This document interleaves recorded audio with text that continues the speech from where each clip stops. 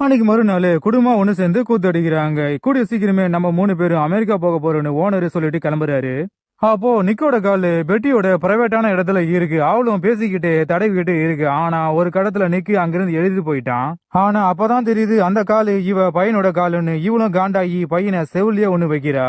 மம்மிக்கும் வேலைக்காரனுக்கும் தொடர்பு இருக்குன்னு பையன் கண்டுபிடிச்சிட்டான். பேட்டி நிக்க மீட் பண்ணி நம்ம 2 பேரோட மேட்டரு என் பையனுக்கே தெரிஞ்சு போச்சு. அவன் டேடி கிட்ட சொல்றதுக்குள்ள நம்ம 2 பேரும் இந்த ஊரை விட்டே ஓடிடலாம். என் புருஷன் இந்த கடையை விற்க போறாரு. அதுல வர பணத்தை எடுத்துக்கிட்டு எங்கேயாவது போயிடலாம் அப்படின்னு இவ ஐடியா பண்றா. டேனி அவனோட பொண்டாட்டிய அடி அடி நடிச்சு கொடுமைப்படுத்திக்கிட்டு இருக்கான். இது நிக்கிக்கு தெரிய வருது.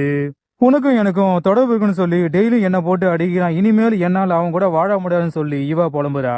நீக்கும் இவன் மேல பரிதாபப்பட்டு இவன் சம்பாதிச்ச மொத்த பணத்தையும் கொண்டு வந்து இவகிட்ட கொடுத்து வேற ஒரு ஊருக்கு பஸ் ஏத்தி அனுப்புறான். டேனி வீட்டுக்கு வந்து பார்த்தா அவனோட பொண்டாட்டி புள்ள அங்க இல்ல. உடனே டேடிக்கு கால் பண்ணி உங்க வீட்டு வேலைக்காரன் என் பொண்டாட்டியை ஈத்துக்கிட்டு ஓடிட்டான்.